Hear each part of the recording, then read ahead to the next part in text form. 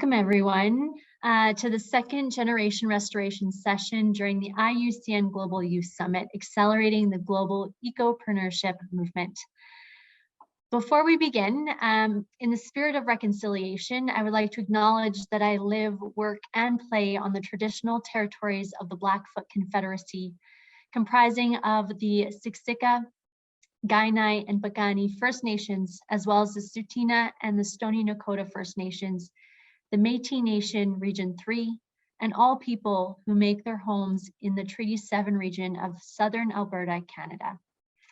My name is Robin Seidel, and I'm the founder and principal consultant at ICTAR Sustainability, and I serve as the co-chair of the Climate and Environment Steering Committee of the World Economic Forum's Global Shaper Community and on the 1T.org Advisory Council.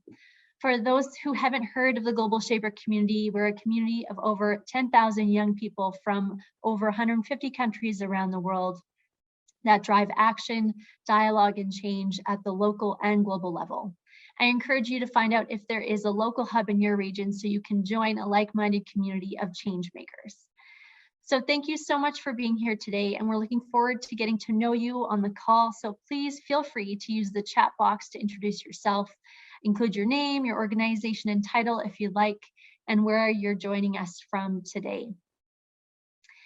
So as we know, millions of young people around the world, including many of you in the Zoom room today, are seeking to make an impact and take action to protect and restore nature. Today, we're excited to build upon the insights and discussions had during our crash course on ecopreneurship earlier this week. We will hear from leading ecopreneurs, climate activists, and youth leaders to explore the needs from systems change to capacity building to effective policy advocacy to business incubation, all to empower and accelerate the global youth ecopreneurship movement. And you will have the opportunity to ask the speakers questions following each of their presentations. So please do use the chat function and also the raise your hand function if you would like to ask questions. So before we hear from our speakers, I'm just going to pause here for a moment and level set and share what we mean by the term ecopreneurship and generation restoration, which you may have seen in the event description. So ecopreneurship is a term to describe enterpriseship being applied to create projects, initiatives, and businesses that solve environmental problems. Our speakers today are ecopreneurs, so we'll learn more about this as they introduce themselves. The term generation restoration means a generation for restoration ecopreneurs to take action to protect and restore the planet's ecosystem. A movement initiated by the Global Landscapes Forum to mainstream restoration activities in the global youth movements and increase opportunities for youth employment in ecosystem restoration. This is also the main tagline of the UN Decade on Ecosystem Restoration. In support of the UN Decade, the Generation Restoration Global Youth Hub, an informal and diverse global community, or a network of networks, you can say, has brought together youth leaders and stakeholders for the global nature-based solutions and ecopreneurship movement. They are launching the Generation Restoration Youth Challenge on April 16th, which is a global call for youth-led restoration solutions to conserve and restore our ecosystems.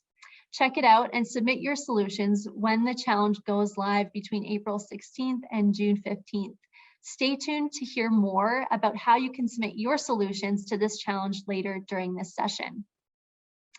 Now let's get started with our first speaker. I'm pleased to introduce Mary-Claire Graff, Youngo Focal Point and UNFCCC and co-founder of Sustainability Week International. Mary-Claire, over to you. Thank you so much, Robin, and everyone who is here today talking on this very, very important issue. As mentioned, my name is Mary-Claire. I'm normally based in Switzerland. Currently, I am in Ghana for vacation and private reasons, but I'm very, very happy to be here today.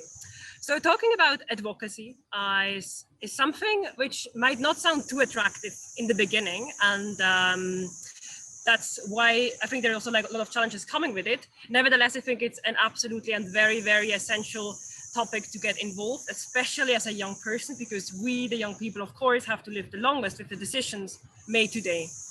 And as we all know, I think the older people and the younger people, young people are excluded throughout decision making on a local level, on a national level, and on an international level. So while we live the longest, we have at the moment nothing to say. We are not sitting at the table. We might get some invitations to speak somewhere, to that our voices are heard, but then in the final decision making, yeah, it's very tricky. But young people have a lot to say. And it's very important also to say that young people are not like one homogeneous group. Young people make up more than half of the world's inhabitants currently on the planet. And we, of course, do not have the same background. We do not have the same desires and needs. So it's very important to not just listen to one young person, but to listen to the broad variety and diversity of young people. But let me first quickly talk about my personal journey in advocacy, talk a lot about my struggles. And then, of course, I also want to give some supportive ideas in the back on how you can engage. And also want to mention that my way of advocacy doesn't have to be your way. It's just showing you one potential way of how you can get engaged. And if you want to know more, feel always free to reach out to me. And I'm very happy to also guide you in another direction and another way. But in no means like this must be the way how you have to do it. So I grew up in Switzerland, a very mountainous country, and with the age of around 7-8 years, we often go hiking. I really realized that our glaciers are melting very, very rapidly. So even in a first world country, in a very rich country, in the middle of Europe, we see the climate change impacts very, very drastically. And of course, the consequences are very severe. This made me lead a road having some conversations, and I started to use, for example, the paper like on both sides, showered very quickly and turned off the light. But very soon I realized like all of this is great and very needed, and everyone should also do this, but it's not going to solve the catastrophe we are in. And what we need are policies which are making it possible for people to live a certain way. Also, for example, for organic food, which is very, very expensive in Switzerland, so most people cannot even afford it. So it's a privilege to live sustainable, and this shouldn't be the case. So I learned more about this very complicated policy process on a local, national, international level. And then was the historic climate summit failure in Copenhagen, and it really triggered something in me. I really want to get engaged with this United Nations process and try to make my voice heard. Then COP21 came with the historic Paris Agreement, and only 2 years later, I had the possibility to join one of these events. First, to say it's very hard, especially for a person who is not yet involved, to join these events.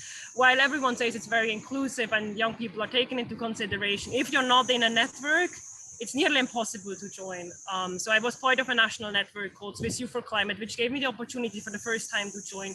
They gave me wonderful trainings, and I read all the documents available in the internet, and I really thought, now I'm going there, I understand it all, and I'm really going to make the change I always wished for. Then I came to COP23, the World Climate Conference. It's a huge conference with around 20,000 delegates. Everyone is running around and pretending to understand everything. And I was so lost. I didn't understand most of the meetings. I didn't understand where I have to go to catch up with the right people. It was very exhausting, very tiring. And I felt really bad at the end, because I felt like I'm one of the privileged ones who can go to these conferences, and yet I didn't make any impact or difference. What I did, I joined a network called Youngo, which is the youth constituency, where I'm currently the global focal point of. But it's a network of young people all around the world, and everyone can join if you're under the age of 35. So it's a network comprised of young people, all passionate to solve the climate crisis, mainly on the international, but also, of course, national and local level. And this network really helped me to stay engaged, because after the first conference, I didn't want to come back. But then I decided to stay. I engaged, I supported the next generation of young people who came to the next conference. This really made me stick around. And I think it's very important, because most young people who go to the conferences, they have this one in a lifetime opportunity to go to a COP, and then they're never coming back again. And the first time, I don't know, but I have never talked to any person who could really make a difference at the first international meeting. And it's really important that we have young people who are continuously engaged in these processes to make sure that their voices are heard when they're getting deeper engaged in the different processes.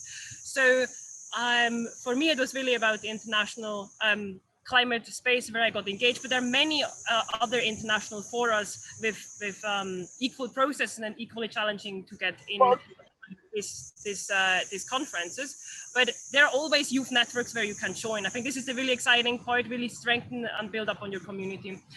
Then only 1 year later, I have been following a lot of the processes, especially on climate education. This is a topic very close to my heart because I think it's really, really important to educate, especially young people on the consequences of the climate catastrophe. So I have been following one of the items under the Paris Agreement and the UN climate processes around climate education. And unfortunately, Switzerland never sent any negotiator to this negotiation stream. But I've been taking notes, gave it to the Swiss delegation, and a year later, I got a call from the presidency office asking if I would be willing to take up a position in the Swiss delegation to negotiate on behalf of Switzerland on the topic of climate education. I was very confused, like why would they ask me and so on. So, but I agreed because otherwise no one would have taken it. And I didn't want to have another year where Switzerland was not part of the negotiation. So I joined the team. I got, again, very good training. I was there, I could sit at the table, at the negotiated table, make my voice heard. And it was, on one side, I had that awesome feeling because I was actually there where I always wanted to be. On the other side, it was a very depressing feeling because I was the only young person sitting there, you know, and then you have 196 nations and you're the only young person. So it was good in the first, but at the end, we need to have maybe half of the table sitting young people because we represent more than half of the world population, but we are not yet there. So this is kind of a part of my story. And today I'm also leading the network together with over 10,000 young people from all over the world, the network called Youngo. But again, let's mention there are many other networks, not only on climate, and it's very important to find your own network where you're part of. But even if you're there where you always wanted to be, there are always people who make your life hard. And just sharing one quick story before I'm quickly giving my suggestions and then handing over to Dominic, who also was part of many of the conferences. So I was there in the negotiation and someone approached me, an older negotiator from a European country, I can't remember of, and he was asking if I can talk to the Swiss negotiator. And I told him, like, I am the negotiator here at the table. And I'm like, no, to the negotiator. And I repeated again, like, I'm the negotiator. He can approach me. I'm very happy to help. And then he walked away. So he could clearly not understand that the young female lady can sit there where normally the old guys are sitting. And I think this is exactly the point where we as young people also have to be persistent, because advocacy takes a long way. And we as young people have to be there and be persistent, even if there are many people who want to give some rocks and stone in our paths. And let me close with the 5 C's. I don't know where I picked them up, but I think they're very, very useful. And I use them a lot for my private journey, my advocacy. So the first C is about clarity. So find the clarity where you want to go. This can change, be flexible, but have some clarity about the topic, about the framework. We're talking today about ecosystem reforestation, about climate, and many other topics. Of course, it needs the second C, a lot of commitment. It's very important to be committed to what we're doing. As mentioned, advocacy especially is a very, very long journey. This always comes, of course, with competences, but here we do not only need the hard competence, we need a lot of soft skills and a lot of soft competences which are not taught in schools and in classroom, but we exactly get them at conferences like the International Climate Conference and many other occasions. Then the 2 last ones are courage.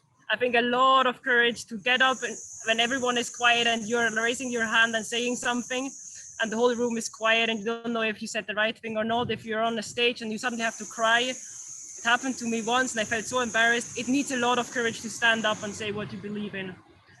And when someone is up there, also to encourage other people. I think it's really a both way. And the last one goes in line is have a community.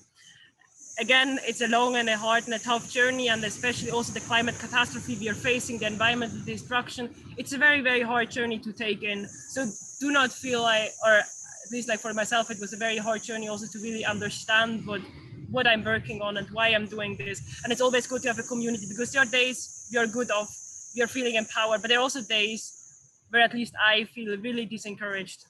So it's very good to have a community. It can be the Global Shapers, it can be Youngo, it can be hundreds of other organizations you're already part of. So do encourage others to join these communities, because together we really make the difference. And it's also what I think is so great about the generation reforestation, that we really feel united as a generation to make this difference.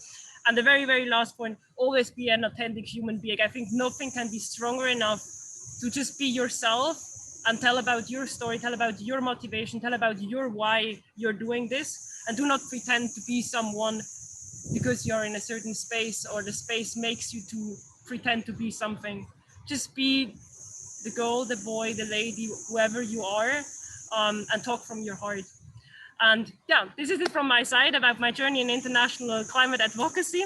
And I really hope I could inspire some to stick around in this space and do not leave if you feel disencouraged. And now handing over to Robin. Thank you so much, Mary Claire. That was wonderful. I wrote down all 5 C's and I'll definitely keep that in my back pocket. Really appreciate that. Yeah, I loved what you shared about, being authentically human, being yourself in those spaces. I think that's a powerful thing to keep in mind. So thank you so much. And if you do have any other kind of resources or networks that you recommend folks to look up, please feel free to add that in the chat so people can explore that further. So thank you so much. Dominique Suarez, we're going to turn to you next, the co-founder and executive director of Youth Climate Hub. Dom, I'll turn it to you. Yes, hello, bonjour. So great to be here. I don't have a nice background, that's super boring, so I'm going to show some slides. Yeah, so bonjour tout le monde. I hope that you can see this. Let me know if you can't. Yes, cool. Looks great. Yeah. Okay, great. I'm just gonna keep going. So I am calling today from the unceded, unsurrendered territory of the Algonquin Anishinaabe, which is currently known as Ottawa, Canada. And I am the co-founder and executive director of Youth Climate Lab. We are a global organization based here in Canada, but we work globally. And our mission is to accelerate youth-led climate solutions, and specifically youth-led climate policy, projects, and businesses. And today I'll share a little bit about Youth Climate Lab, some of the work that we've done, and then building on Marie Claire's awesome opening remarks and experiences, just share a little bit about what's worked for us and things that we've learned along the way. So first things first, we started Youth Climate Lab almost 4 years ago today.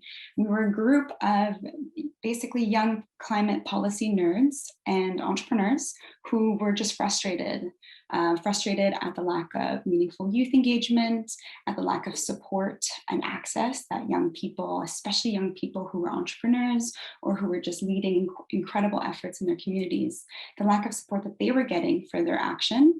And of course, just the sort of so much lip service paid to youth and climate action, but in reality, not a lot of real stuff. And so we wanted to start something that could really support young people. And doing that, we asked ourselves, okay, well, what are the sort of challenges or the barriers that are holding in place climate inaction, or that are preventing young people from accelerating their solutions, from starting and scaling their ideas? And so we are set up, I'm trying to change this, there we go. This is a bit of our theory of change, and the way that kind of, we are set up is really recognizing that the problems that we're trying to solve are all interconnected. And so the solutions need to be interconnected, need to be intersectional, need to be systemic in nature. But of course, there's like problems everywhere. Systems are huge.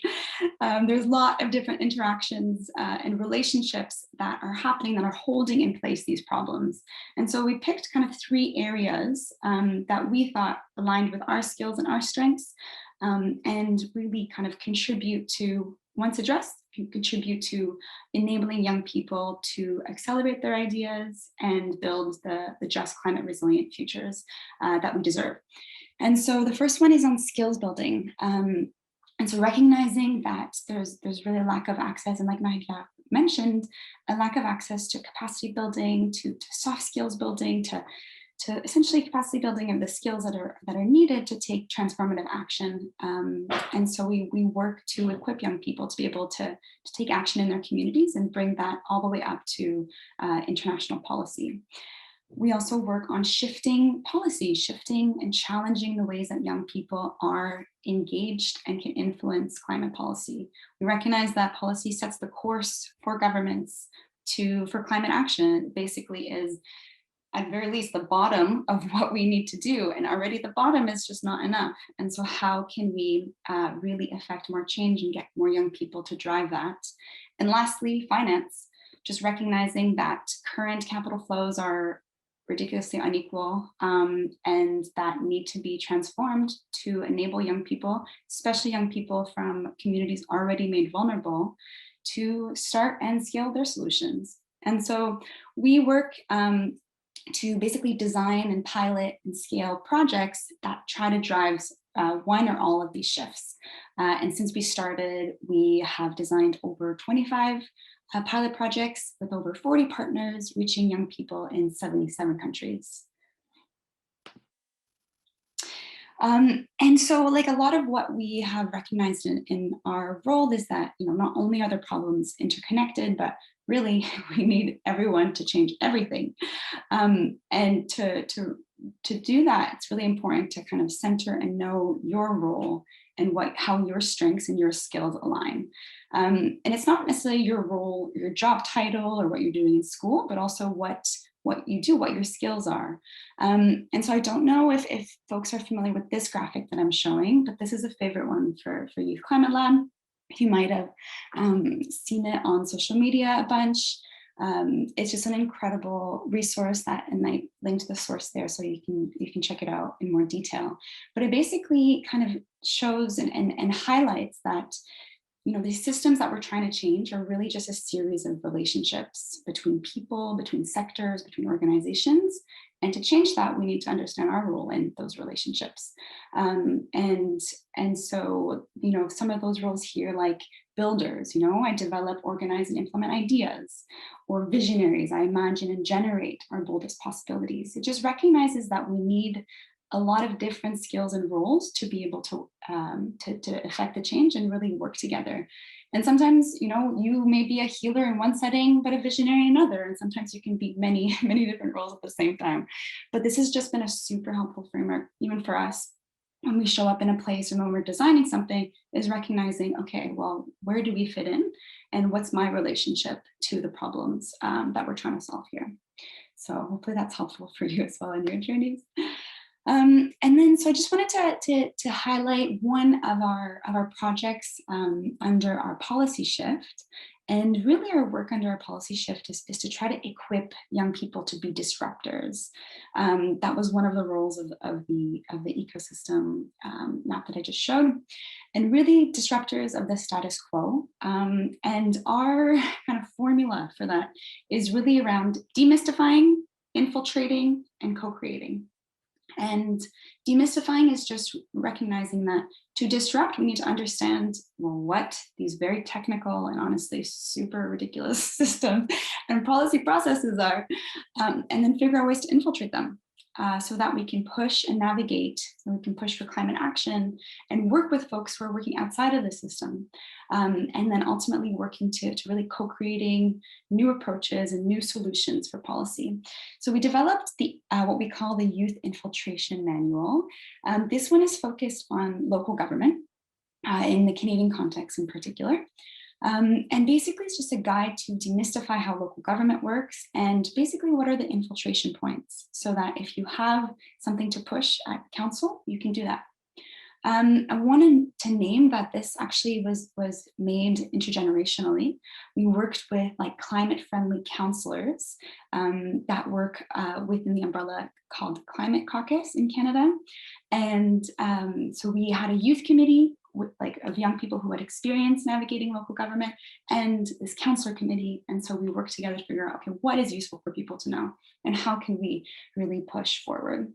One thing to name also is that the climate counselors, the city counselors, were like, we need more young people to push because we can only do so much because we're like 1 out of whatever 20 or however many, and we need to really show that there's public support for sometimes very technical issues. Just wanted to give you a table of contents of like what the Youth Infiltration Manual is, but it's basically our our formula really of doing this work. So in this context, right, this is for the municipal government, but really is applicable to all levels of government.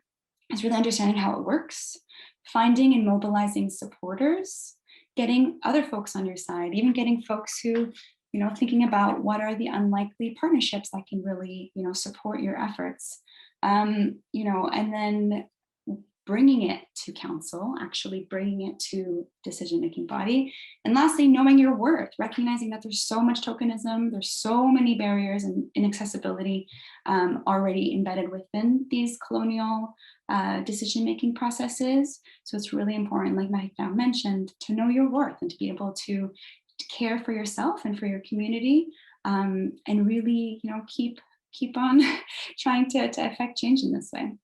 Anyway, hopefully that gives you kind of an overview of our work, how to infiltrate, and yeah, happy to answer any questions. Thank you. Oh, if you want to keep in touch.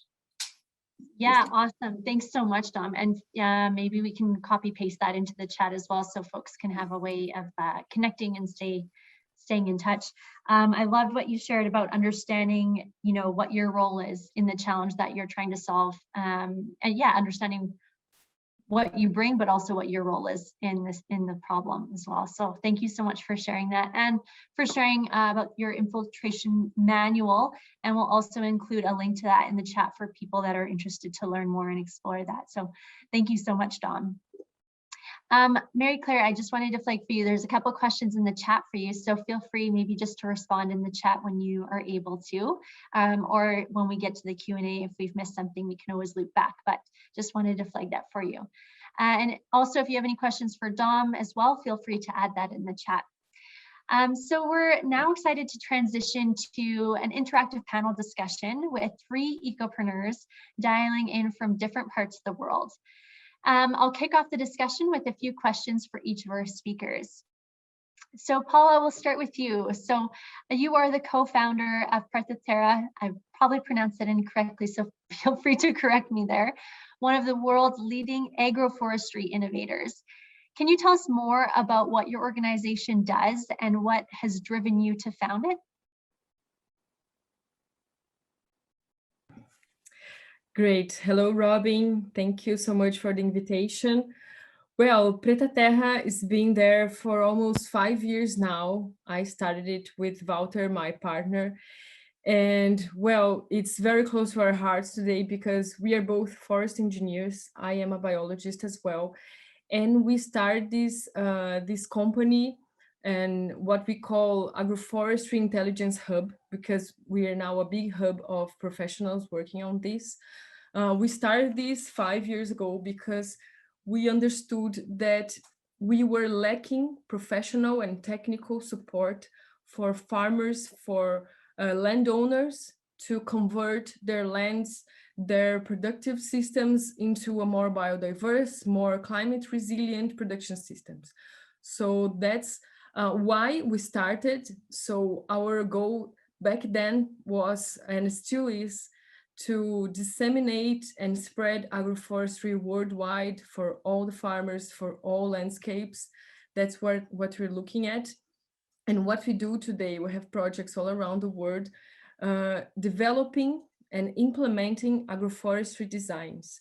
So we understand the local logics, the local context. We talk to farmers, we understand the climate, the soil, the challenges they are facing, and we propose together with them a different production system that is not a monocropping, that is a biodiverse production, especially with trees. So we focus on perennial species so that we can conserve the soil, and we can diversify the production, and of course, always fixing carbon.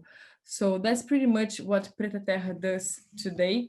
And well, to spread agroforestry, it's not only by planting with farmers, being on the ground, we also want to spread the knowledge. So we are starting now Preta Terra Academy, what we call Preta Terra Academy, which is an educational platform to disseminate the knowledge, disseminate the technique, so that we don't work we don't want to work only with advocacy and awareness, but also spreading the technical knowledge so that more people can work with it. We can have more technicians, more professionals disseminating these techniques with farmers. So I think that's pretty much it, Robin. Thank you so much, Paula. So if you have any questions, initial questions for Paula, please feel free to include that in the chat. So I'll keep an eye on that. So thank you so much. Desmond, we'll turn to you. So you were the co-founder of Green Africa Youth Organization and the thematic focal point for the Green Jobs in Rural Economies for the UN Major Group for Children and Youth. Can you tell us more about how your work provides engagement opportunities for youth, both on the ground and in major policy processes? Thank you, Robin, and happy to meet everyone on this call. Like Robin introduced, I am co-founder for Green Africa Youth Organization, and I'm currently based in Ghana.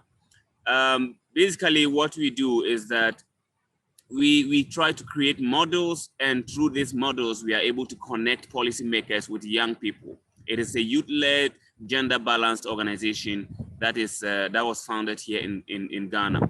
And we create sustainability models either on waste innovation, so waste management and innovation, or on improving soil biodiversity and all that. So one of the windows that Green Africa Youth Organization is able to influence or connect young people with the opportunities to influence policy is through the eco clubs. We work with universities and using young academicians to contribute to programs, and also through the projects that we establish at the city level, regional levels, and also at the national levels on the various thematic areas. In terms of UNMGCY also, if you know UNMGCY, we operate with under all the SDGs and also several thematic areas. We, as young people, do organize independent dialogues, and these dialogues could be with others, either institutions at country level or just separate dialogues that we organize, try to decide and to be able to come out with documents that we are able to submit to national or political or state actors. Now, all these things are just connection points for young people to be able to contribute to matters of serious concern, even though, as Marie-Claire mentioned earlier, the fact that there are so many limits that we face as young people. We have created these opportunities. We try to connect young people to make impact. But then at the end of the day, at the helm of affairs, usually it is difficult that as a young person, you have equal opportunity and very equitable opportunity to speak. So, for example, recently I was discussing with a team of an organization in Mali. Also, they have a lot of young people, and we were talking about balancing aspirations. And in terms of, usually we go to some of these events and then they just connect, they talk about leaving no one behind, or they discuss a particular topic, but it's so narrow that young people, we are not only diverse in space, but also in choices. And when it comes to sustainability and restoration, today young people, they have so many ideas and creativity that they cannot really push forward because of mostly the fact that we are not steering the direction of the meetings that are being held. But then these are some of the opportunities. In Green Africa Youth Organization, we have also a major window, which we also call the student learning or learning projects, which is tied to our sustainable communities project. And this project uses circular economy approach to actually address the issues of soil biodiversity, to address the issues of improving ecosystem needs, and also waste management as well. Now, what this does is that it also creates an opportunity for young people. It creates a model, and this model usually work with a particular city or a particular district. And so when we move to a district, we connect with the policymakers, try to bring them on board, try to sell the idea or the model to them after they have understood the model. Then this connects students from classroom to learn on the ground. Now, they learn on the ground not only the practical aspect, but also to understand how, wherever they find themselves, because some of them would become politicians, some of them would become negotiators, like Marie-Claire had mentioned. But then with this understanding of practicality, they are able to now contribute wherever they find themselves on the table. So these are some of the things, some of the opportunities that we try to connect people. But then at the end of the day, we also emphasize on the need to build capacities of these young people, like everyone else have already indicated, because as a young person, you are incapacitated in diverse ways. You face credibility problems. You face the problem of you not having the requisite technical knowledge. You have to get the opportunities to grow with this knowledge, and you have to get the opportunity to experience. And so we also emphasize on the fact that these opportunities should be made available for youth and young people in general to be able to advance their careers. Thank you so much, Desmond. And likewise, if you have any specific resources or tools or networks that you'd recommend folks have a look at, please include that in the chat as well. So Nicola, we're going to turn to you now. In addition to being a restoration advisor for Conservation International, you are also the co-founder and the executive director of Shelterwood Collective, a land justice and environmental restoration social enterprise focused on demonstrating community-centered approaches to land stewardship. And that sounds fascinating. How does your work relate to systems change for generation restoration and ecopreneurship? Thank you, Robin, and thank you, Lindsay, and the rest of the team for inviting me here today. As you mentioned, Robin, I'm a co-founder of a collective called Shelterwood. And so I'm representing one of many perspectives. We're a group of Black, Indigenous, and LGBTQ people working to heal forests, restore forests, and reconnect communities to our natural landscapes. Calling in today out of California, Oakland, California, which is the lands of the Huichurun Ohlone peoples, although our work spans most of Northern California and lots of different territories of indigenous groups from the Ohlone to the Pomo tribes.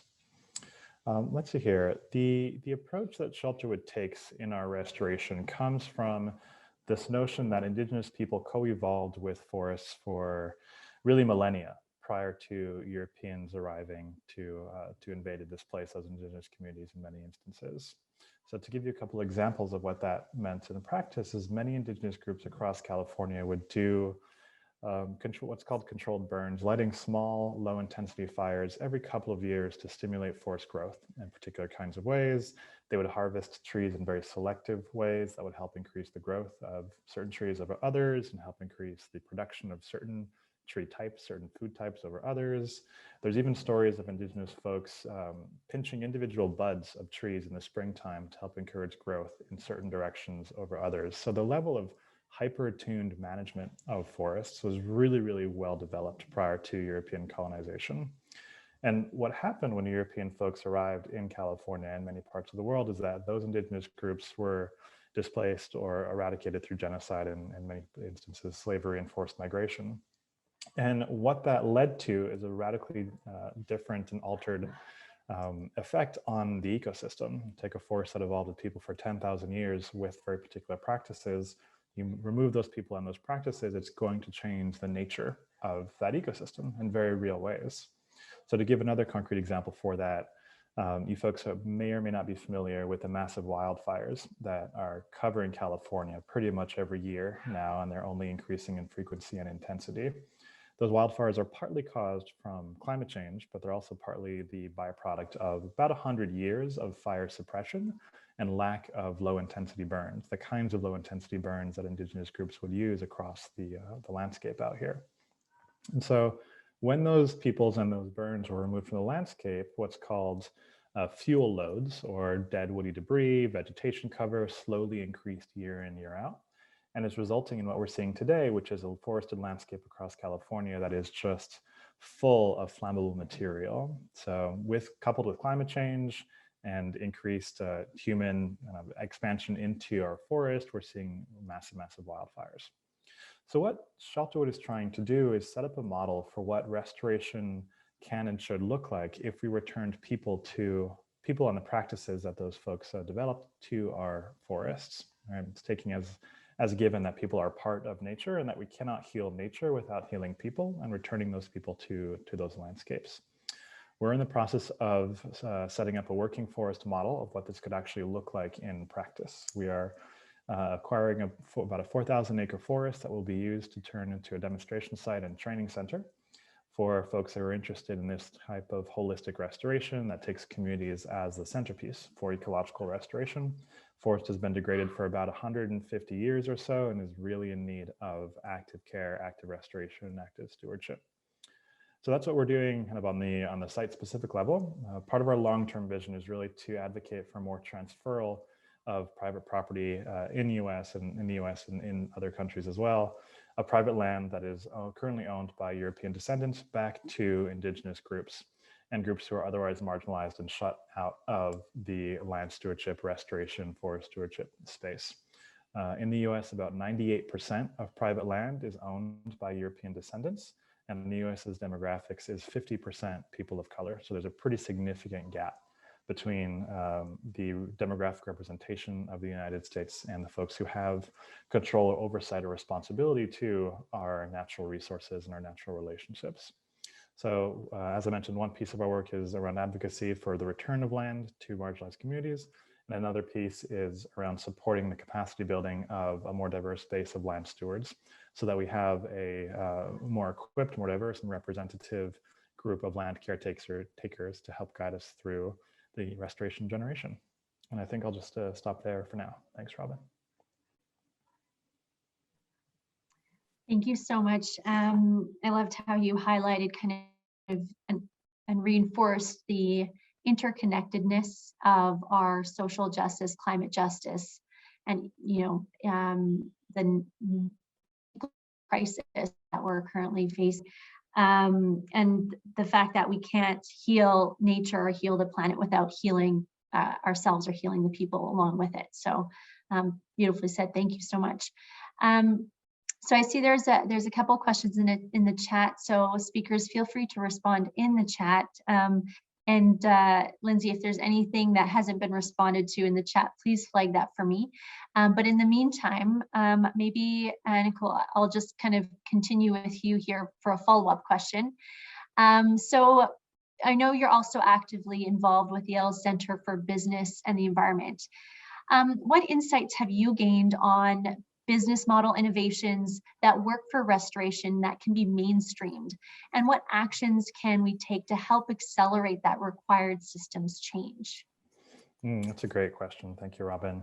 In my own understanding and journey around the roles of business and markets and capitalism and helping to address our restoration challenge in particular is ever evolving. So I'm happy to share a little bit of my learnings and my journey there. But I think to start, just to level set a little bit, at Shelterwood, we don't believe that markets alone can help solve our restoration challenges. And that's mostly coming from this idea that capitalism and the ways in which our current financial systems were never set up to actively heal our natural ecosystems and our natural relationships. Really, they were set up to extract from those to the detriment of our ecologies. And one lesson that I've learned over the years is that oftentimes ecological timelines are in conflict with shareholder timelines, and usually shareholder timelines win out. So what we've learned is that working with markets is actually really important and crucial, and I'll get to that in a minute, but they can't be the only solution that's, well, for us that we explore, and I think that as a society we explore and uplift. They have a role to play, but they really shouldn't be lauded as the only way forward. So with that kind of caveat out of the way, I'll share that most of the successful restoration enterprises that I've seen were successful on both the ecological and on the financial side because of their capacity to blend different revenue streams. And so that is being able to access philanthropy, being able to access government funding, and of course, being able to generate a portion of their own revenue through market mechanisms. Usually those enterprises tend to have a particular kind of product that the market already recognizes that they can rely on. And so that would be, of course, fruits, timber, herbs, increasingly carbon credits. And for us, it's actually rentals. So as we are setting up our restoration demonstration site, we'll be providing a number of different retreat spaces for different organizations to come to be able to learn about restoration and to enjoy the forests that we are in the process of restoring. The trick, from my experience, is ensuring that the different revenue streams don't necessarily trump one another and don't compromise the ecological and social integrity of the restoration project. Oftentimes, there's going to be very intense pressure to just keep the lights on, and that can sometimes conflict with, again, those ecological timelines that you're working on. So having those different revenue streams helps balance those kinds of pressures. So in terms of the second piece of your question, and perhaps speaking a little bit more concretely here, the steps that we've seen be most helpful, I think, and this is both in my role at Conservation International and what we're seeing at Shelterwood right now, there's 4 big types of changes that we're advocating for in terms of creating restoration businesses that are just, that are equitable, and that are ecologically appropriate. And these are changes that really should, I think, be enacted at the national and sometimes state level. The first is around flexible funding. Like I said, if we go ahead and try to advocate for the blending of different financial streams and revenue sources, it's really important that social enterprises have a base of flexible funding that they can use to plug stopgaps. For those of you working in the nonprofit space or considering getting into the nonprofit space, there's often very restrictive strings attached with nonprofit funding, which can make it very challenging to respond to a particular crisis as it comes up, which it always will. And reversely, funding that comes in from your particular revenue stream from a market mechanism might also not always be available to, say, pay your lawyers or to chase off the feral pigs that are coming to eat the trees that you just planted the season before. So it can be very challenging sometimes to mix those things around. So having a flexible funding base is really, really important, especially in the early years. A second thing that we've learned, and this is more geared towards folks who are working in the investor space, is that institutional investors really need to start getting out of the perspective that investing in land will continue to generate the same kind of returns for the same, or for a lower risk, I should say. As climate change is exacerbated, as all of us on the ground have to be more daring and more creative in what we do, we cannot keep operating under the same kinds of investor return principles as what the world 20, 30 years ago, our past generations have gotten used to. I've had many conversations with investors who want, 15, 20% returns on their restoration investment. And that's just not something that can be delivered without compromising the ecological integrity of our work or without combining and blending revenue streams. So advocating with investors to help them appreciate that we're in a very different kind of world now, and that the kinds of returns that they're used to might have been one of the reasons why we're in the mess in the first place. So that's another thing that we advocate for. A third is that established corporations that are selling products can have a significantly beneficial impact by sourcing directly from restoration organizations. So the work that Paula is doing around agroforestry is one example, I would imagine, of a restoration organization that could be incorporated into an organization's supply chain so that the organization is sourcing in a regenerative way and not only in an extractive way. There's often there as well, there can be, I should say, lots of conflicts associated with changing the paradigm in that model in that way, lots of undue pressures that can be put onto those grassroots organizations who are trying to operate in a regenerative way. And here again, it's about changing expectations, in our experience, changing expectations of those corporations to help them appreciate that this is a different way of doing business and that we need a different way of doing business to survive climate change. And it's not only to stop the bleeding, right, which is the first step, it's then about healing the world and our people from the centuries of extraction that we've all become used to. And the last piece here is around incentive mechanisms for getting grassroots organizations the support they need to carry out the work that needs to happen. So this is usually advocacy work that we do at the government level, but it's also work that we do at the individual private landowner or a wealthy individual level. And so this is around creating incentive mechanisms for youth, other marginalized groups to return to the land and to start developing restoration enterprises. Carrying out this work is very difficult. You have to be an ecologist, you have to be a forester, you have to be financially literate, you have to be a marketer. Partnerships can help with that, but overwhelmingly, there's a huge need for more financial and technical resources to flow to grassroots organizers, grassroots organizations, again, with very minimal strings attached. That kind of support just has to come, and it has to come quickly if we're to deal with the 10-year challenges that we're up against. So I think I'll stop there. Maybe just to wrap up, young folks who are considering getting into this line of work, I would really encourage you to take time learning about both ecological systems and financial systems, because understanding the nuances of both helps you have a more honest conversation around what you're doing, where one might compromise the other and where one might enrich the other. So that's a lot of the work that I do with the Center for Business and Environment at Yale. That's one of the reasons why my own academic career, I got a master's of forestry and an MBA, so that I could really balance both of those systems and weave them together to try to find something that could be an entirely new way of us interacting with the world and providing the kinds of commodities and products and services that a growing society needs. So wrap it up. Thanks for the question, Robin. Thank you so much, Nicola. There's also another question in the chat for you, which we'll come back to. But I just want to hop to Mary Claire for a moment. So there was a question in the chat here just around, with your experiences with several conferences and symposiums, and from your experience, how do you think this generation can change the narrative? And what concretely can this generation do to get involved in concrete actions? Yeah, thanks so much, Robin. And I would also be interested to hear all the other opinions on this question, because I think it's a pretty broad question and we all have the experiences to talk on this. So I already shared some inputs on the chat, and I think one is really we have to be persistent and going to the key people who are setting the agenda, who are funding certain engagements or meetings, and the ones who are taking the decisions. And on the one hand side, demand that we as young people need to sit at the tables and take the decisions. And on the other hand, we also have to have concrete policies. For example, when we talk about climate literacy, when we talk about reforestation, when we talk about health and climate, whatever your agenda is, we have very concrete demanding what we want to have on the agenda, what we want to have the decision taken on. So I think this is really, really important. And also I think it's really important to have a strategic advocacy. So we have a group of diverse young people, so we can also really pull the cards, and this young person is doing this, and then maybe in another meeting someone else from another country is standing up, or we are connecting the decision makers with the young people from the certain country.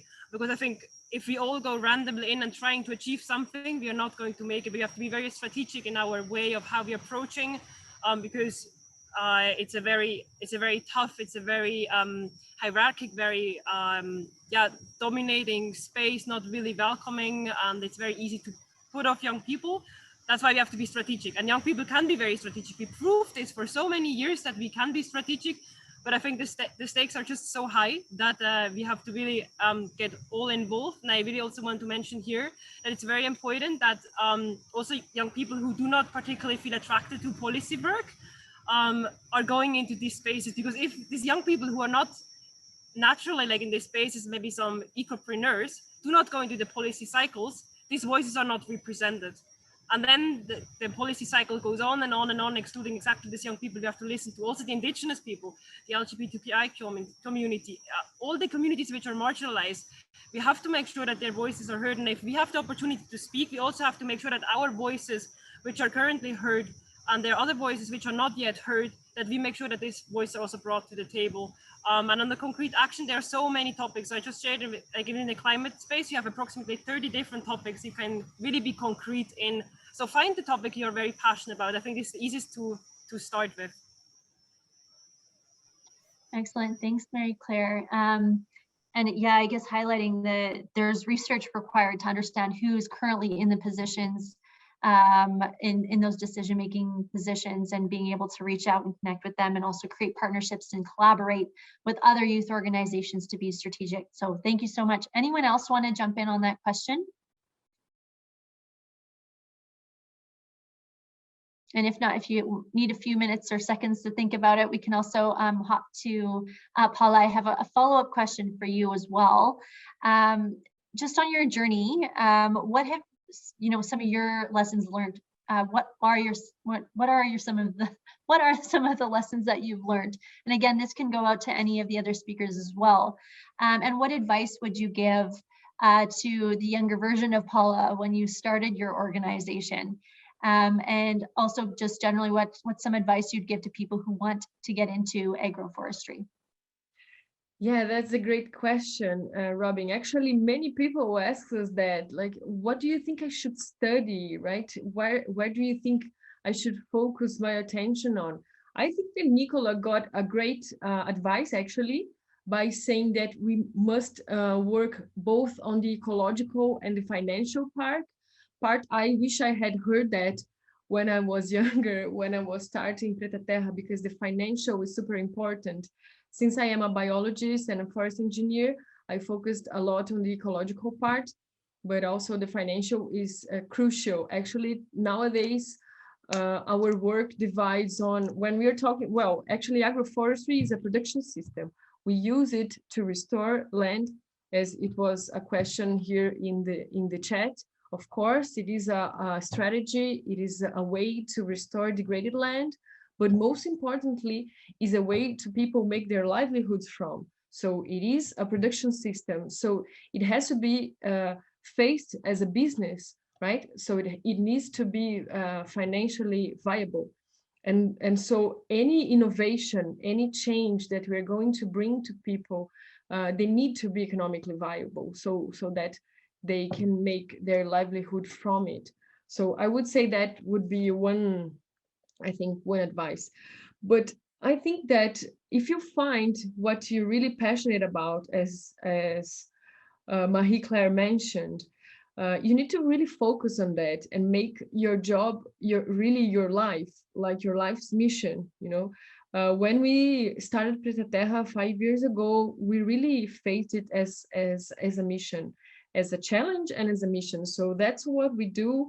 That's what we breathe every day thinking about, because we really believe that it can happen. And when you believe, when you act, when you face the challenges, and you need to understand that it's not everyone out there that is much better than you. It's not because someone is older than you that they know more. So we really need to believe in yourself and stand up for what you believe, but in a very serious way. I think that it's something super important for young people to think about. You don't have to think sorry for yourself that you're too young, that you're not heard.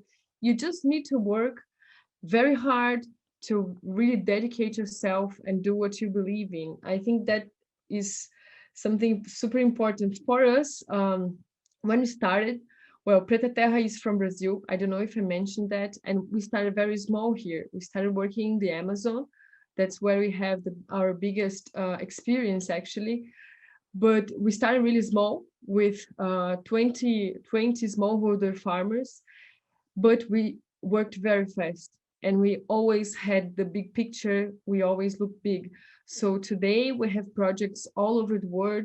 We have projects in Peru, in Africa, in Indonesia, in Costa Rica, with different livelihoods, with all scales of farmers, smallholder, indigenous people, really large farmers. And when you have this big picture, when you have this dream, you definitely can achieve that. So I would say that those are the things, you have to start small, work very fast, and always looking forward very big. I would say that's pretty much it. Wonderful, thank you. Thank you. Desmond, a question for you on what were the, I guess we could call them eco-innovation steps that you applied to create opportunities for ecopreneurship in rural communities? And what were some of your lessons learned?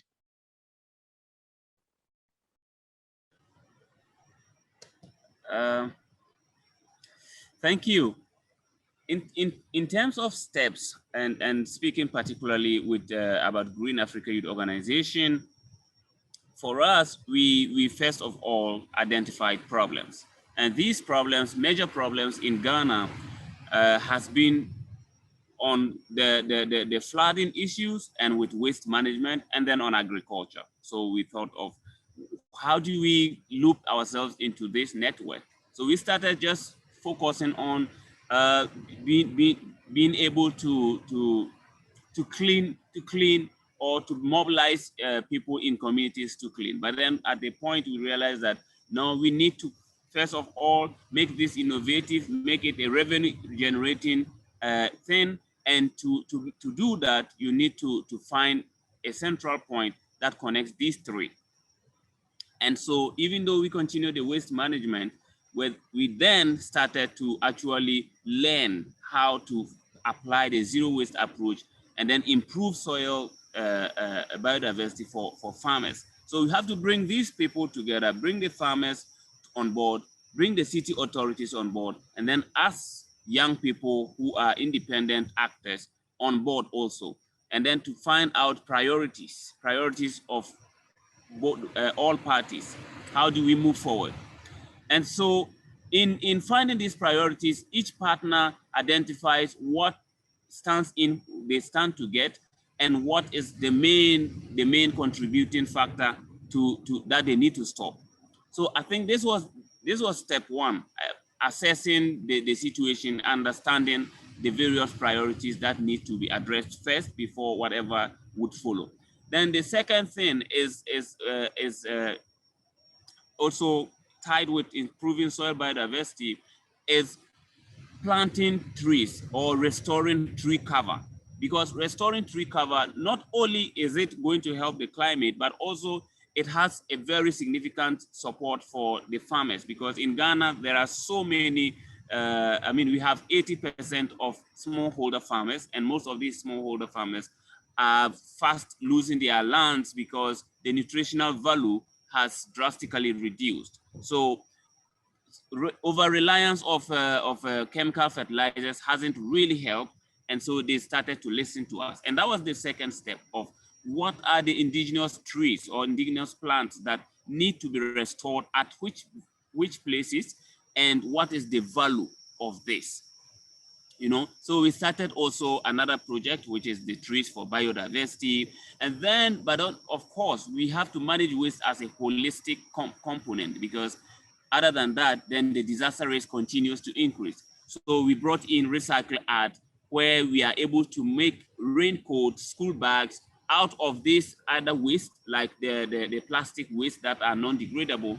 We make these items from there and then supply them to the same farming communities. So they wear the raincoats to go and do their farms. They give the school bags to their children, and then they use other items that we have made from the waste. So in this case, it is a win-win situation. So at this step where you are actually applying the innovation, you are actually scaling the innovation, we didn't really have so much of friction as compared to the beginning. The other step is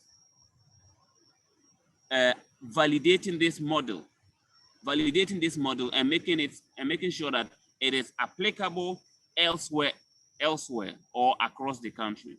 And this was quite a difficult step, because we started this model somewhere in 2016. That was when we completed the first pilot. It wasn't really great because we were still not able to produce products that are really sellable. And then in 2017, 2018, we replicated, and then that was where it picked up. We found a value for hard to degrade waste, where we are making charcoal and other items from rice husks, coconut waste, and other things. And then we are able to compost and being able to actually tell that this is the nutritional value of this compost. And then of course the Recycle Art. Now we work in Ghana alone, we are stationed in 4 different cities concurrently, and working with the city authorities who have actually now buy into the idea that these models need to be replicated. We recently just kickstart our first out of Ghana, replicating this same model in Mali, which I was talking about discussing with them, which we have just started. So, and last week we had an international team coming to receive training on this model, and then going home, hopefully to also replicate it there, and then our team would go and do follow up and provide whatever capacity is needed. So it's not a very specific, direct, step-by-step process, but it takes the courage, like you mentioned earlier, to start. And then once you start, you try to validate it within yourself, and then also allow critics from the government, of course. Thanks so much, Desmond.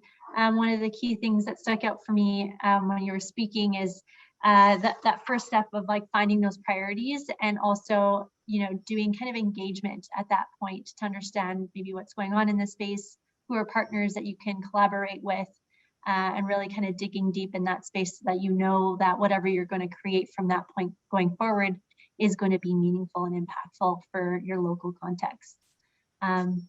Wonderful, thank you. And I guess, Dom, maybe we'll loop you back into the conversation too. Any kind of lessons learned, or just your own kind of reflections, and any kind of advice you'd like to provide in addition to what you've shared already? Yeah, I think just building on all the great comments that everyone has shared already.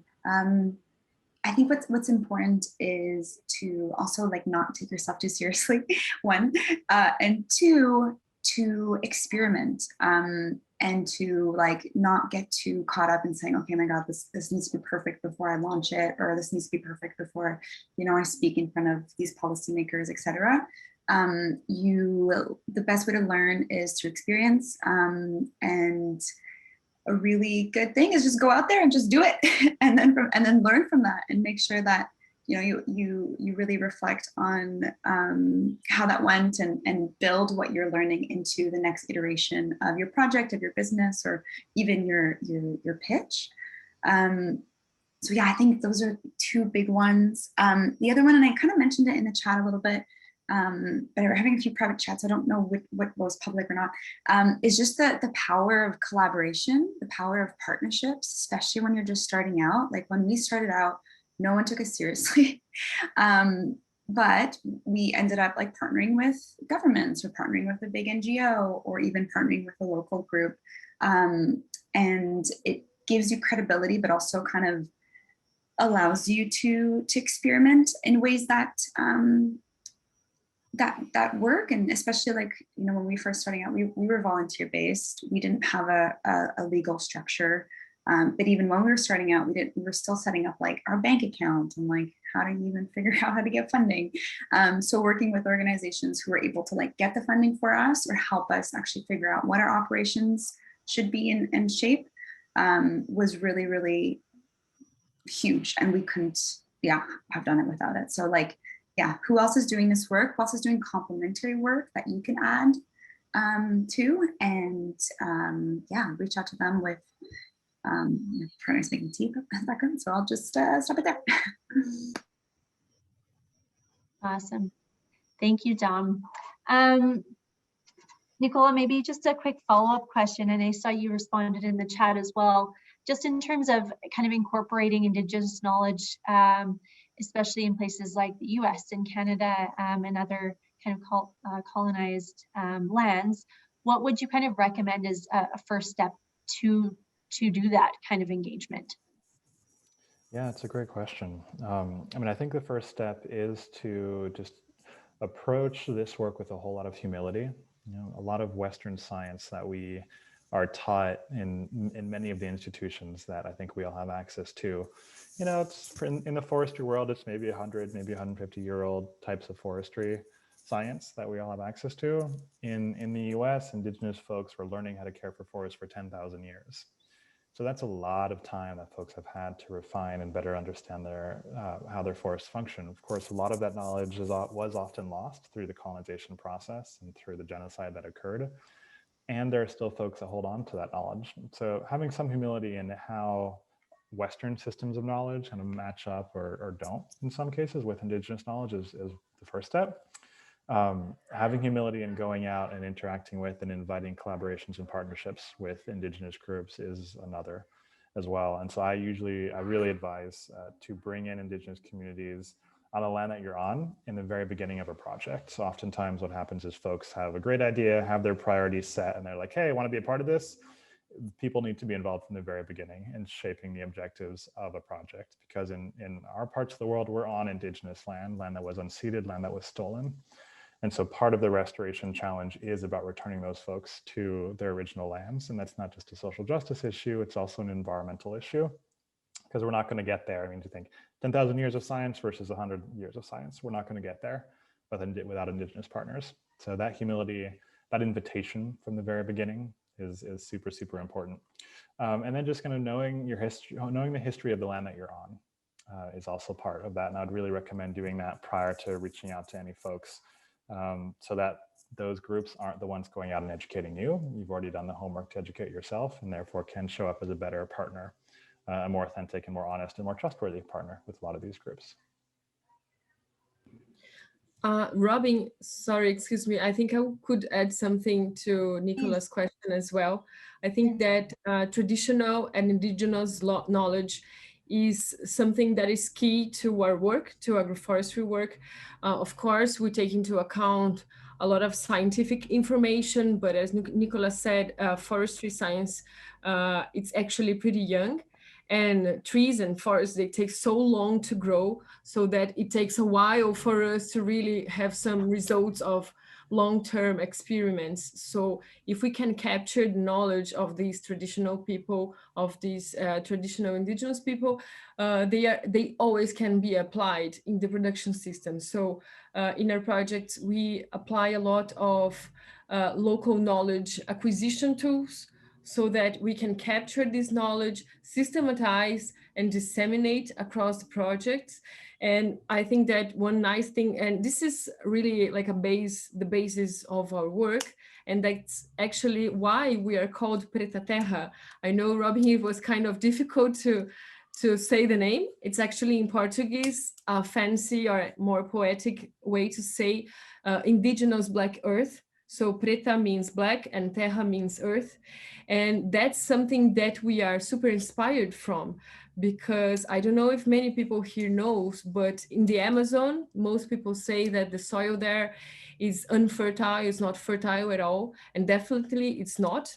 But these ancient people that lived in the forest over 4,000, 5,000 years ago, they were able to manage the forest in a way that resulted in these patches distributed along the forest called Amazonian dark earths. And these dark earths, they are super profound, they are super deep in the soil profile, and they are extremely fertile. So it means that human management of the forest resulted in the improvement of the land, of the soil. So they not only restored the land, but they improved it a lot. So this really inspires our work, because what we see today in agriculture is only degradation, destruction, soil depletion, but actually it is in human nature to restore and improve the soil and improve the landscape. So this work that these ancient people did in the Amazon that resulted in these amazing soils is something that inspires us, as Nicola said, because it is traditional knowledge, and this is something that we're trying to bring to our work as well.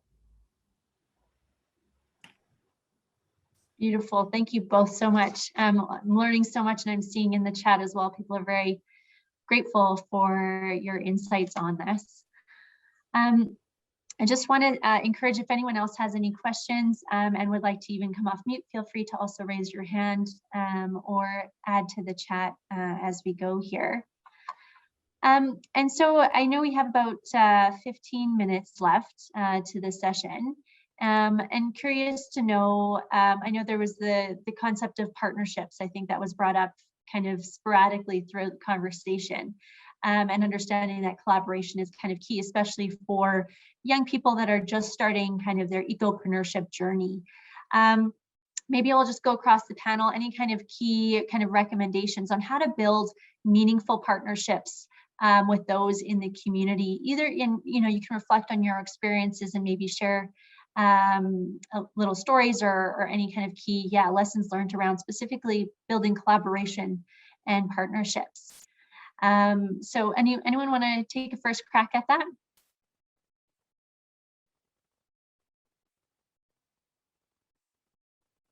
Desmond, maybe I see you're nodding, go for it. Yes, thank you.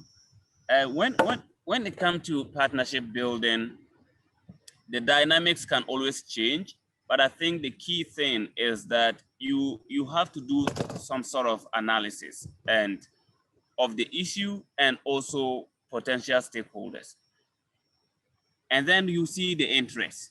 What is the interest of partner A? What's the interest of partner B? So for us in Green Africa Youth Organization, what we did and what we've always been doing with the communities is that, first of all, we try as much as possible to make our project community-led. So we make them feel like they are the leadership, and then we are just there to provide technical capacity. We are there to connect them to the various people that can support the project. Now, once you take this step and then you make them feel this way, you are almost unstoppable as far as the community boundaries are concerned, because you don't overstep anything, because you are just more or less a follower, even though you have some knowledge. And then you also give them the opportunity to actually steer in the direction that they are comfortable with. So you don't just you less face that force of you are giving them, you are manufacturing something elsewhere and bringing to them. That is settled. When it comes to actually getting the resources or getting people that provide certain capacity that the community is limited with, then at that point, I think you need to really assess the entire chain of the events or activities that the project is entailed, or your activities entailed. And then you are able to actually identify who is where and what does this person do. So you are able to now connect based on the need. So for example, in some of the communities that we work, we realize that there are people who are providing certain services that are needed in this community, but they also look for communities that are susceptible or communities that are welcoming. So we just reach out to them and then we tell them this. So it's sort of a win-win. You need a place to actually be able to measure your impact. And these are people who also need your help. So we kind of identify these kind of people as potential partners. And some of them do really work pretty well. Excellent. Awesome. Thanks so much, Desmond. Anyone else have comments around partnership and collaboration they'd like to share? Well, about partnerships, with Preta Terra, we build partnerships, especially with NGOs, off-takers, and small and big farmers, small and big producers. But what we really focus in our projects is what we call adherence. So everything that we plan, all the species we select, all the operations and management practices that we add to the system, they need to make sense. This is something that needs to come from inside out. So that's why we're talking about these local knowledge acquisition tools, because we need to understand from them, from the farmers, from the communities, from the whole landscape and territory, what are really the adherent practices and products that they're looking for. And also something that we work a lot is to study value chains. So for instance, we need to understand in the landscape, what are the opportunities we have to build a new business model, new business plans. So what are the products that are interested in now? What are the services that maybe the youth in those climates, they may be interested in? Maybe the women, are they engaged in something specifically? Can we organize them into associations, into cooperatives? So this point of view of maybe bringing innovations or bringing connections into the value chains in a specific territory is something that brings adherence and just makes more connections, you know, so you can bring people together so that they can complement each part of this chain. So our work is always in that sense, because we are not only going to work in the production system. So, okay, here we're going to plant an agroforestry, you're going to harvest your production and see you, good luck in selling them. No, of course not. We need to help them. What is the best way to process? How can you aggregate, add value to these products? What are the chains that you're going to sell these products? How can you give a brand to your product to be more easy to sell? So I think all this chain, we can build partnerships, we can build associations, we can build cooperatives and bring people in this economic chain. I mean, that's pretty much it. Awesome. Yeah, value chain mapping, or that systems mapping, I think is key to that. So just as a final question here, I do want to raise about, there was the mention of humility as kind of like a key thing to keep in mind. I think, Nicole, you mentioned it. And I think it's interesting that's happening in this space is that young people are more, I'm going to say, eco leadership minded versus ego leadership minded, and looking for those collaborative ways to work together. So any advice around how you kind of implement that state of humility in leadership? As some, you know, first young people that are starting out their journeys as ecopreneurs, how do you maintain that level of humility and that state of mind of eco leadership? I can take a first shot at answering that. And I actually think connections between that question, Robert, and the one you had before, it's a beautiful follow-up. Relationship building, I think, is the most important thing that any of us can do in the eco-entrepreneurship space. Just being able to build diverse, healthy, and authentic relationships with lots of different groups. And that, I think, applies to the partnership side of things, and it applies to the ego side of things as well. If you are working with a very diverse, extensive, well-meaning group of folks, there's always something more to learn. Right? Like in our network, we have people that, you know, we have lawyers, we have a real estate crew, we have a couple of NGOs, we have a couple of investment firms that we all work with, and we always learn something new by talking with them. And we maintain those relationships by just being our full authentic selves. And I think it does take a degree of humility to do that, because at least for me, if I'm being authentic, then I can't be out here trying to push my ego or my agenda on someone else. I'm just showing up as I am. And that builds, for us, that has built trust. The other thing is just to go out into your ecosystem of choice. For me, it's the forest, and just spend a day, spend a couple hours, if you only have a couple hours, just sitting and listening to what's going on out there, because the interconnections of living systems are so incredibly complicated.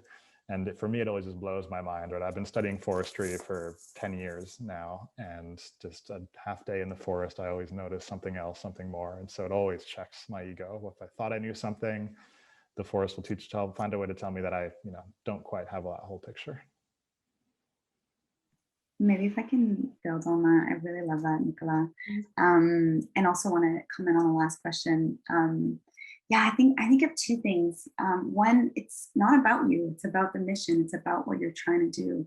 And sometimes, I don't know, I struggle with a lot of imposter syndrome.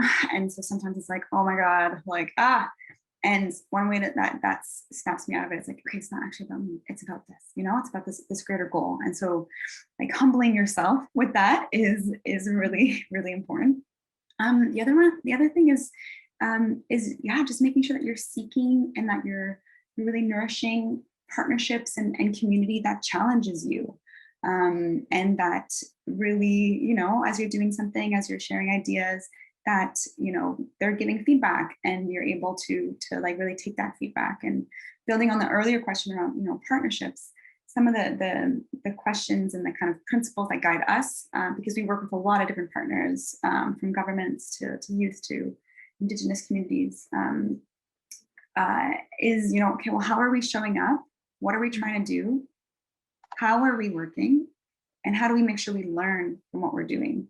And in all of that, it's kind of like, how are we showing up? How are we making sure that, you know, this is a values aligned partnership, but also that we're showing, you know, the humility, the respect, and doing the research that's needed to get there. And, you know, what do we want to do? What change are we trying to make here? And how are we going to do it? Make sure that we're not kind of imposing an approach, that we're co-creating that approach, and knowing when to take a step back is really important. Excellent. Well, thank you all so much. Oh, yeah, Mary Claire, you have a last comment here. Very, very quickly, I would like to say something on the partnerships as well, because for many, many years, young people haven't been even heard in the process. For many years, young people were completely excluded from the processes. And now, only in the last couple of months and years, young people actually got access to these meetings and platforms, and are sometimes taken in consideration, sometimes they are consulted with, sometimes they can even sit at the table and be part of the decision making and the implementation. And of course, all great collaborations are coming up. Nevertheless, if you feel that the collaboration is not in a symbiosis, so you're not in a collaboration where both sides are actually win-win-win, also feel free to just leave a certain collaboration. It happens especially a lot to young people, also to me, that people, oh, like someone from the government really wants to do something with young people, but we're only delivering, they're not giving anything in return, right? But somehow I always felt like, oh, I have to kind of please them and do everything what they want. And this is like not the case. We as young people, we do not only have to work for free, working in the light hours and in the night and everywhere just to please someone. We can also say like, thank you a lot for this offer, but we do not want to collaborate. As young people, we can also be on the equal footage. And then also, like, this is the bad part if it not works. And then also there are so many organizations or governments who might not know that they actually could reach out to us. So let's be bold and let's do the first step. We do not have to wait that someone else reaches us and asks us for our collaboration or partnership. Let's just go to them and let's say, why, we have been working on this project. I think it was really nice in your community. Your organization has been engaged in the conference. You might want to have someone of us also speaking along. We have an idea for an event. We have an idea to support whatever campaign you're doing. So let's not wait until they are reaching out to us, because the issues we are working on are all so pressing. We can really not lose the time and wait for others to find us, right? So let's be also bold enough of reaching out for partnerships and collaborations. Wonderful. Thank you so much, Mary Claire. And thank you to all of our speakers and panelists, and for everyone that attended today. Thank you so much for your insights and your energy and your time. I'm going to turn it back over to Lindsay, I think, just for a quick update on this uplink challenge. Yes, thank you, Robin. Thank you so much, everyone, for all of your valuable contributions. I'm just echoing everything Robin just said, but wow, it's really a pleasure to listen to all of the lessons learned and your recommendations, and just about your experience as well on the ground. And in terms of, you know, how to start out, if you have an idea, how can you take those steps to get that idea and turn it into something fruitful? So thank you. And just to complement everything that was said today, for everyone on the call who has an idea, who is working on putting together a campaign or a project or initiative, or working on building an eco-enterprise, addressing the need for conservation and restoration. To add to all of that, we are at the World Economic Forum have launched a platform called Uplink. And Uplink is designed to curate solutions from the grassroots level, from young people, to address these global challenges in order to accelerate the work that needs to be done to reach these Sustainable Development Goals. And so the idea is really to amplify and celebrate the work that's being done at the local level, and bringing that to the forefront of these really important discussions that we need to have, and often that we need to have with you know, larger corporations and larger and government leads. So we have launched, we will be launching tomorrow, and I'm just going to post it in the chat here, the link. It will be live tomorrow officially, but you're welcome to check out the webpage here. It's called the Generation Restoration Youth Challenge, And this is a global call for youth-led restoration solutions to conserve and restore ecosystems. And we're casting a very broad net here. So everything from something that's maybe more in the idea stage with the potential to scale to maybe something that's more well established. So maybe you've already started a business that's pretty well established. So there's a broad net here, and we're really looking for solutions that are, I guess you could say, address at least one of three impact areas. So the first is it could be an enabling solution. So maybe you've developed a youth network or a youth organization that provides access to resources or skills development or education for young people who are looking to become ecopreneurs or who are looking to learn more about conserving and protecting our environment. Or another impact area is that you are a budding ecopreneur. Perhaps you've pioneered an enterprise or a project or an initiative that puts restoration at the heart of its model. And then the third area is also a pretty fun area because we know communications and engagement and building awareness is such a huge part of all the work that young people are doing. They are the voice that we hear calling for urgent action to address the climate crisis. And we understand that's a really important part of the work that young people are doing. So there's also an area that addresses kind of communications-based solutions. If you've built a platform on social media that has led to really effective awareness building, or perhaps it's even activities, tangible activities that young people have been doing. So there's a lot of areas here that you may see yourself in as contributing to. And the submission period to participate is between tomorrow and June 15th. So you have about a 2-month runway to prepare something and submit your solution. And again, this is really the winners of this challenge can be part of what's called an accelerator program. So the idea is to support and help scale your ideas, amplify your ideas, provide you with networking opportunities and more visibility with the sort of the youth-led or the local solutions that you are pioneering. So really, really hope to see many of you from this call participating, and thank you so much again to the speakers for providing such inspiring and authentic framing for all of us, and how we can get started and how we can maybe even improve the projects that we've already begun. So thank you. Thanks so much, Lindsay. And I think with that, we'll close the session. So thank you again for everyone's time and energy today. We really appreciate it. Feel free to take a copy of the chat as well. There's some really good insights in there as well. And even to the speakers, I know there were some comments and questions from folks. So feel free to have a look at that and save a copy of it so you can follow up and stay connected. So thank you once again, everyone. Enjoy the rest of your evening or morning or afternoon, depending where you are. Take care.